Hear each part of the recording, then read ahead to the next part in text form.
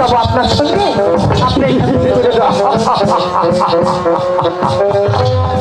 তোমার কথা শুনে আমার বড্ড হাসি পাচ্ছে। তুমি হলে 18 বছরের কন্যা আর আমি হচ্ছি মৃত্যুর বুড়ো মানুষ। এই কন্যা বলুন, এই বুড়ো মানুষের কেরামতি একবার যদি তোকে দেখাই তবেই তুই বুঝতে পারবি আমি 18 বছরের বুড়ো। আপনি এখান থেকে চলে যান, চলে যান। আমি আপনার সঙ্গে যাবো না, আমি যাবো আমার পিতার সঙ্গে। তুই যাবি তোর পিতার সঙ্গে?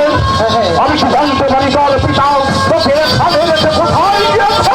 আমার পিতা প্রতিদিন এই রাস্তায় চলাফেরা করে, দৈনিক যেমন যাত্রা করে। আমার পিতা আসলে আমার পিতার সঙ্গে আমি চলে যাবো। আপনি এখান থেকে চলে যান। তোর পিতা প্রতিদিন এই রাস্তায় চলাফেরা করে, তোর পিতা আসলে তুই তোর পিতার সাথে চলে যাবি? বেশ ভালো কথা। আমার যে বড় শান্তি হচ্ছে, তোর পিতা দেখতে কেমন রে? আমি বলছি আপনি শুনুন, বল। আমার পিতা ইয়া বড় লম্বা, বড় লম্বা। তার মাথায় আছে দল, গায়ে আছে ছাপ, আর হাতে আছে পিঠা, দাঁড়িয়ে আছে দাঁড়িয়ে চামড়া, ধরে দেহ পাড়া দেন। শিব ঠাকুর, এ কি? ওগো পিতা দেবতা, আমি কি ভুল করে ফেলেছি পিতা? আপনি ক্ষমা করুন পিতা।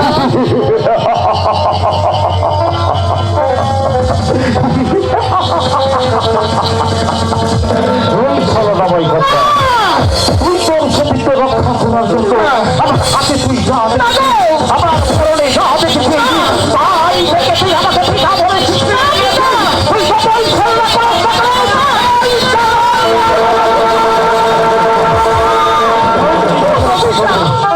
আমি সত্যি করে বলছি, আপনি আমার পিতা দেবতা। আমার তো কিছুই মনে পড়ছে না। মনে পড়ছে না? তোর জন্ম কোথায় হয়েছে, কিভাবে হয়েছে, তোর জন্মের পরিচয় আমার কাছে বলে বল। তা না হলে আমি ভগবানের নামে নিশ্চিত হয়ে পড়েছি। এই সকল দিনের মাঝে আমি তোকে পুরে বস্ত্র করে দিয়ে তবেই যাবো আমার ঠিক আছে, আমি বলছি আপনি শুনুন। আপনি যখন দৈনিক যেমন যাত্রা করেছিলেন, ওই পাখি পাখি বিরাম হয়েছিল, বিরাম দেখে আপনার আশ্বাস হয়েছিল। ওই আশ্বাসের দিকে একটা আমার উপরে মারলে কষ্টের পথের উপর কষ্ট মারবি বা ধান্য করে দিবি। পাশের থেকে আমাকে লালন পালন করে এতদিন বড় করেছি। মনে পড়েছে, সব কিছুই মনে পড়েছে। অনেক দিন আগে আমি গিয়েছিলাম কৈলাস ধর্ম প্রধান করতে।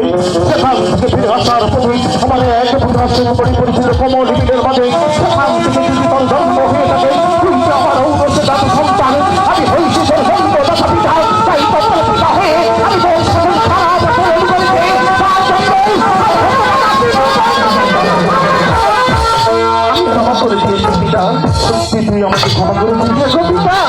আপনি যে আমার মাথার মনে, তুই যদি আমাকে ক্ষমা না করতি, স্বয়ং ভগবান আমাকে ক্ষমা করতো না। আমি ভেবে ভেবে মহাদেব, এই পৃথিবীর সবাই আমাকে দেবতা বলে স্বীকার করে একটু করে কালী পূজা দেয়। সেই দেবতা হলেন বসে তার কন্যাকে অনেক কত কথা বলেছে। আমি শেষে চেয়েছিলাম সেই কৈলাস পুতুলি করা আমি যাবো না সকালে, আমি যাবো না সকালে। ভগবান তোর হৃদয় মিলিয়েছে, আমি তোকে নিয়ে যাবো সেই পঞ্চপুর শহরে। ঠিক আছে পিতা, তুই তোর আগে বন্ধন কর। এই তো পিতা আমি আজকে বন্ধন করছি। আমার পুষ্পরতে শোয়ার পর এই তো আমি তোকে নিয়ে যাবো এখান থেকে সেই পঞ্চপুর শহরে। এটা চলুন। ওকে আহা